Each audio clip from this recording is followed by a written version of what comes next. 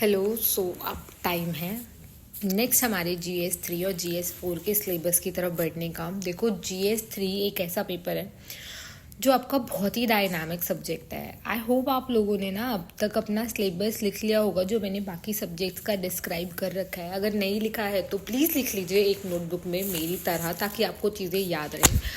कितने micro topics हैं, कितने मैक्रो टॉपिक्स हैं, ये सब चीज़ें तो अभी हम GS पेपर 3 का डिस्कस करेंगे। मैं आपको डिटेल में बताती हूँ। उसके बाद क्या कहते हैं, इसकी जो PDF है वो मैं आपके साथ शेयर कर दूंगी आपके टेलीग्राम चैनल पर, क्योंकि विदाउट PDF तो नहीं हो पाएगा। लेकिन अभी मैं आपको सिंपल एक्सप्लेन करती हूँ क्या आपकी स्ट्रैटेजी रहेगी GS पेपर 3 की तरफ, क्या आपके रिसोर्सेज रहेंगे। नेक्स्ट प्री प्लस मेंस दोनों के पॉइंट ऑफ व्यू से मैं आपको बताऊंगी कि वो रिसोर्सेज आप अडॉप्ट कर सकते हैं और अपना पेपर आप सॉल्व कर सकते हैं।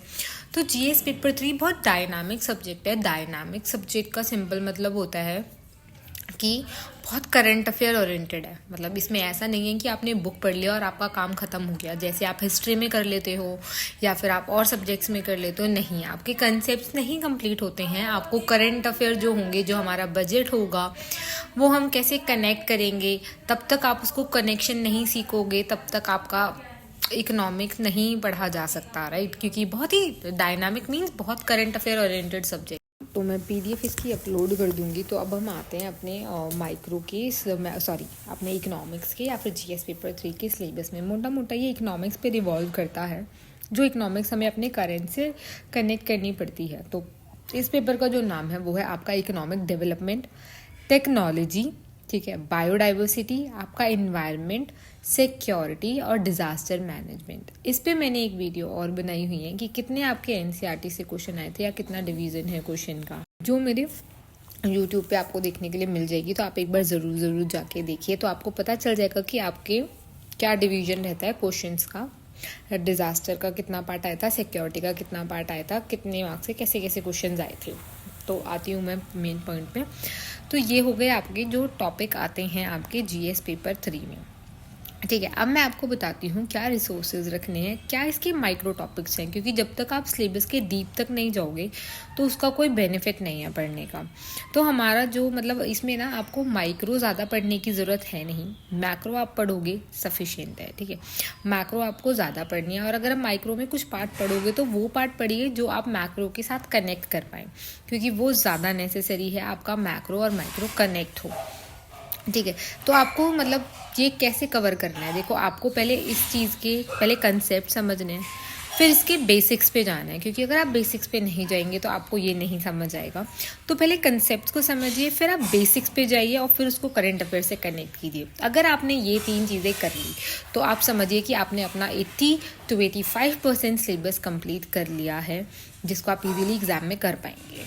तो मैंने आपको ये टॉपिक बता दिया। तो हिंदी में हम इसको क्या कहते हैं, मतलब ये हिंदी वालों के और इंग्लिश वालों दोनों के लिए वीडियो है, तो मैं आपको हिंदी में भी बता देती हूँ। ये जो मेन इसका आपका सिलेबस है वो है आपका आर्थिक विकास, प्रौद्योगिकी, जैव विविधता, वातावरण सुरक्षा, आपदा प्रबंधन। अब मैं आपको बताती हूँ, आर्थिक विकास का मतलब होता है आपकी इकोनॉमिक डेवलपमेंट, प्रौद्योगिक का मतलब होता है आपकी साइंस एंड टेक्नोलॉजी, जैव विविधता का मतलब होता है आपकी बायोडाइवर्सिटी, वातावरण का मतलब होता है आपका इन्वायरमेंट, सुरक्षा का मतलब होता है आपकी सिक्योरिटी, आपदा प्रबंधन का मतलब होता है डिजास्टर मैनेजमेंट। तो ये है आपका GS पेपर 3, जिन पे आपका पेपर रिवॉल्व करता है, ठीक है। तो हमें इसमें मैंने आपको बता ही दिया है कि आपको माइक्रो से ज़्यादा मैक्रो पे फोकस करना है, माइक्रो में खाली उन्हीं टॉपिक पे फोकस करना है जो आपके मैक्रो से कनेक्ट होते हो। तो पहली चीज़ जो फर्स्ट स्टेप हमें करना है कि पहले हमें इन सब चीज़ों के कंसेप्ट को जानना है कि इनका कंसेप्ट है क्या, इसके बेसिक से पढ़ के, जहाँ से भी हम छोटी सी क्लास से पढ़ सकते हैं, फिर उसको हमें करंट अफेयर से कनेक्ट करना है। ये करते ही आपका ये वाला GS 3 का पेपर प्रेप हो जाएगा। अब मैं आती हूँ कि आपके क्या क्या आप रिसोर्सेज रख सकते हैं। देखो, एक mrunal.org करके वीडियोस हैं, वहाँ से आप अपने कंसेप्ट्स क्लियर कर सकते हो उनकी वीडियो से, जो फ्री ऑफ कॉस्ट हैं। क्योंकि मैं आपको ऐसे ही रिसोर्सेज बताऊंगी जिनमें आप कम से कम खर्च करें, ठीक है। क्योंकि मैं चाहती हूँ आप यहाँ पैसे बचा के अपनी टेस्ट सीरीज पे खर्च करें, तो वो ज़्यादा बेटर है। तो mrunal.org आपको मिल जाएगा। करंट अफेयर्स आप अपने न्यूज़पेपर से पढ़ेंगे या फिर मैगजीन से पढ़ेंगे। हाँ, बहुत लोगों ने मुझसे पूछा है कि नोट्स कैसे बनाते हैं, उस पर भी मैं वीडियो लेके आऊँगी कि आपको न्यूज़पेपर पे कैसे फोकस करना है। एनसीईआरटी मैंने आपको बताती है, आपको अपनी 11th क्लास की दोनों एनसीईआरटीज पढ़नी है। सॉरी, 11th क्लास की खाली माइक्रो पढ़नी है, वो नहीं पढ़नी है, स्टैटिस्टिक्स वाला पार्ट नहीं पढ़ना है। 12th क्लास की आपको मैक्रो पढ़नी है। 12th क्लास की मैक्रो आपको बहुत अच्छे से पढ़नी है, क्योंकि उसमें आपका सब कुछ डिस्क्राइब है, हमारी उसमें आपका बजट, मतलब क्या हमारी जीडीपी ग्रोथ सब कुछ गिवन है।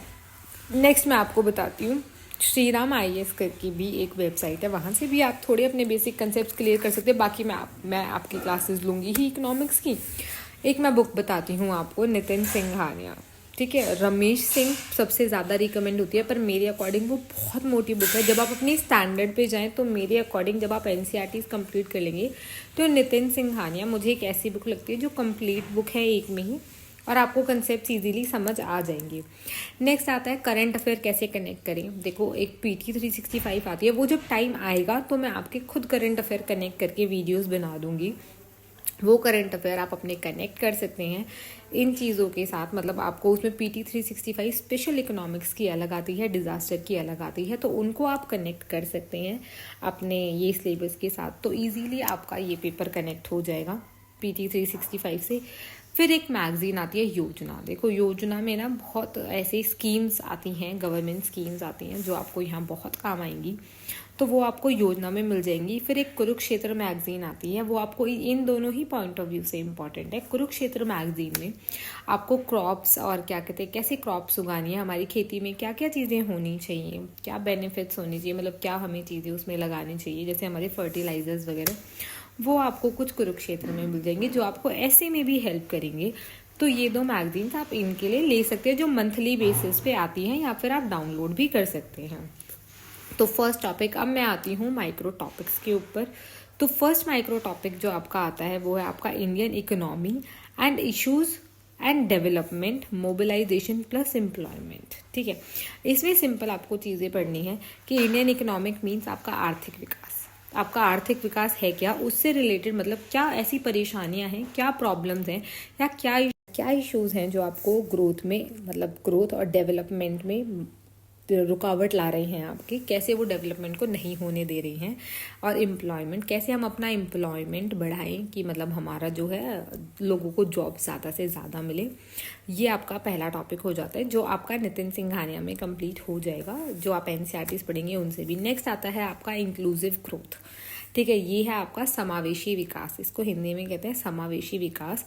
इंक्लूसिव ग्रोथ और इससे इश्यूज, मतलब इससे रिलेटेड क्या प्रॉब्लम्स है और क्या सॉल्यूशंस हैं, ये आपका सेकंड टॉपिक हो जाता है। हमें देखना है कि मतलब इंक्लूसिव ग्रोथ का मतलब सिंपल होता है कि हम कैसे अपने क्या कहते हैं, कैसे अपनी जॉब्स को बढ़ाएं, मतलब क्या प्रॉब्लम्स आती हैं जॉब्स को बढ़ाने में, यही आता है आपका इंक्लूसिव ग्रोथ में, जो हमारे जीडीपी में हेल्प करे।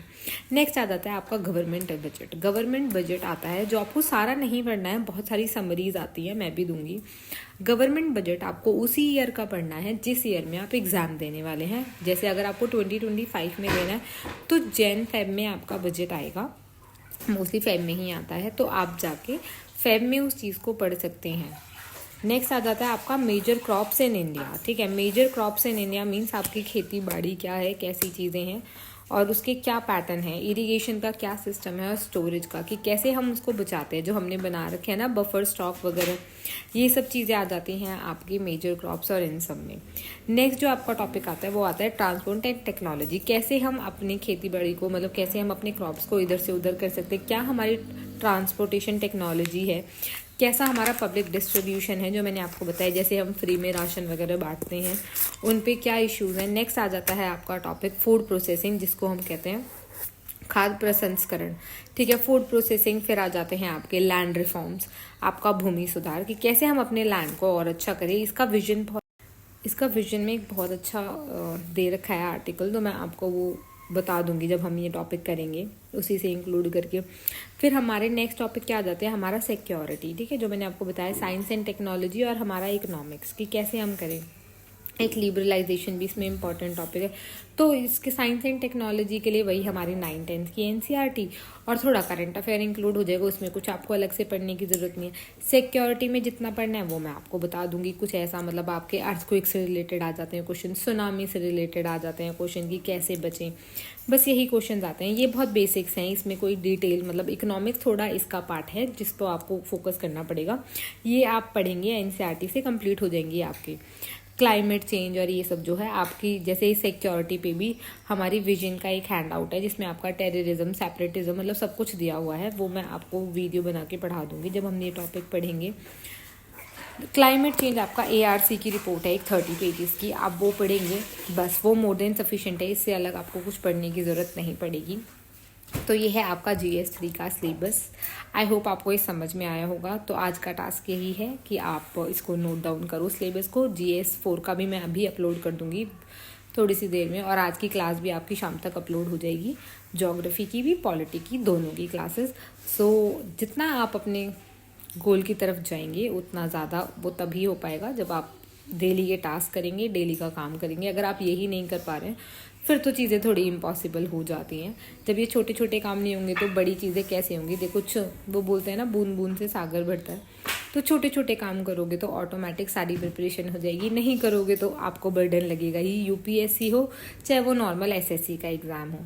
Thank you so much and all the best. I hope आपको ये समझ में आया हो। कोई डाउट हो तो आप मुझे मैसेज कर सकते हैं टेलीग्राम पर। बाकी सब्सक्राइब करिए यूट्यूब और ज़्यादा से ज़्यादा वीडियो को शेयर करें ताकि और लोग भी हेल्प ले पाएँ। और अगर कोई डाउट हो तो आप मुझसे पूछ सकते हैं। Bye bye.